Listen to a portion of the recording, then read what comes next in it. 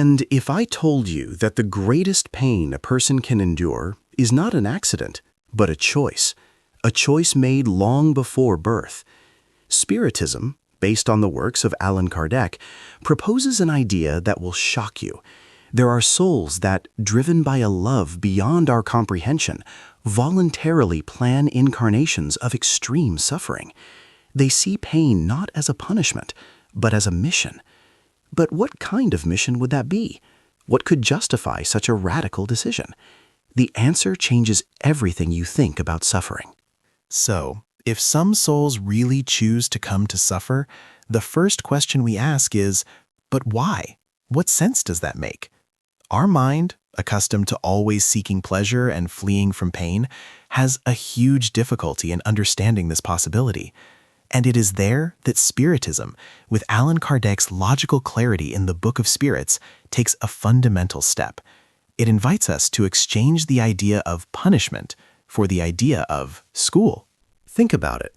When we were children and had to learn math, those difficult problems caused a certain suffering, a frustration, didn't they? But that effort wasn't a punishment. It was the necessary path to learn, to develop a new skill.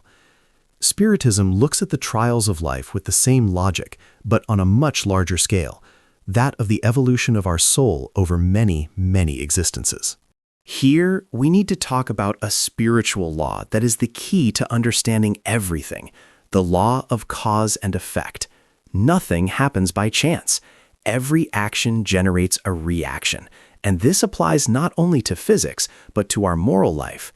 If in a past existence we were violent, selfish, we caused a lot of suffering to others, we create what Spiritism calls a debt. But God is not an avenging accountant waiting to punish us. Divine justice, as spirits explain, is intelligent and educational. And that's where things get interesting.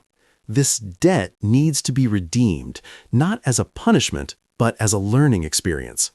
It's as if the soul says, okay, I need to learn about compassion because last time I was cruel. So I'm going to plan a life where I'll feel on my skin what it's like to be the target of cruelty, so I can finally understand the value of kindness. The suffering, in this case, ceases to be blind pity and becomes a tool for healing. A healing that hurts, but that truly heals. But this still doesn't fully answer our initial question about the most extreme missions. Because if it were only that, it would be an individual process, almost private, an accounting between the soul and its own past choices. However, the spirits speak of something greater. They speak of sufferings that seem disproportionate, that go beyond a simple personal rescue, sufferings that affect entire families, that mark communities.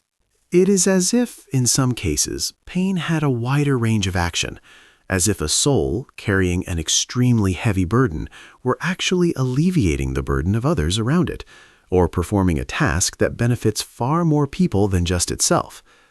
And this leads us to an even deeper and more moving territory, because if it's not just about paying a debt from the past, then what is it? Who would be these souls that accept such a heavy burden, that go beyond personal redemption? Would they be true volunteers, missionaries of an invisible cause? The answer to this is even more surprising. Now we arrive at the most exciting point, and in a way, the most heroic of this story. If there are sufferings that have a purpose beyond the individual, who are the protagonists of these missions?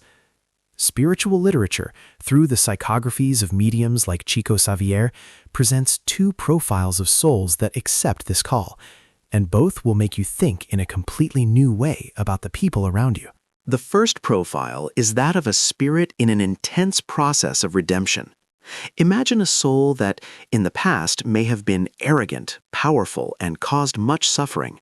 Now, repentant and burning with the desire to be redeemed, it no longer wants to postpone its healing. Then, it itself, on the spiritual plane, plans an incarnation where it will experience on its own skin the humiliation, weakness, illness, or poverty that it once inflicted on others. It is a hard choice, but driven by a deep desire to purify itself quickly. It is like an athlete who chooses the heaviest training to gain strength in the shortest possible time. This person, who today may seem like a victim of fate, is actually a courageous spirit, facing head-on the consequences of its mistakes to free itself from them once and for all. But there is a second profile, and this is the one that most shocks our common logic. They are the spirits who are already at a high level of evolution. They have already paid their debts. They have learned their most difficult lessons. They would not need to go through extreme suffering. However, driven by a love that we barely manage to imagine, they volunteer. Yes, you heard that right. They offer themselves. Why? The answer is in 2 words: love and service. These missionary spirits accept being born with a serious illness, into a problematic family, or amidst great poverty, for 2 main reasons that blend together. The first is the law of assistance. They come to be the silent support, that father who, even with an incurable pain, has a smile of peace for his son. The mother who, losing everything, still manages to transmit faith. They are like invisible pillars that support the morale of everyone around them simply by the example of how they face the trial. The second reason is collective redemption. Sometimes a group of spirits, a family, a community, has a shared karmic debt, a suffering they need to go through together to reconcile. A more evolved spirit, out of love for that group, offers to incarnate in the center of the storm. He takes on a key role in that dynamic, often being the one who suffers the most, to help others fulfill their tests with less bitterness, to be the catalyst for forgiveness and union.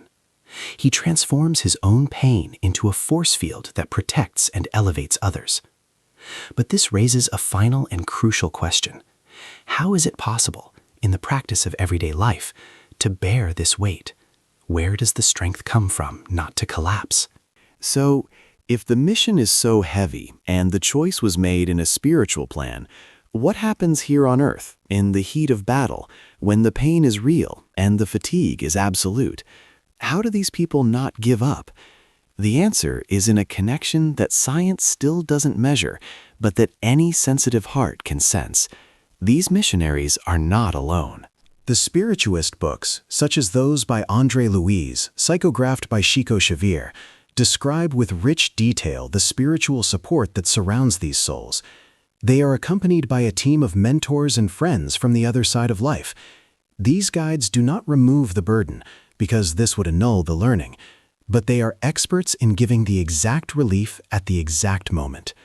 That thought of courage that arises from nothing in the midst of despair, the friendly hand that appears unexpectedly, the inexplicable sensation of peace that calms a heart in panic, are evidence of this invisible but constant support. But the most powerful force comes from within. It is the spiritual memory. Even buried in the subconscious by the skin of flesh, a spark of that sacred agreement remains lit.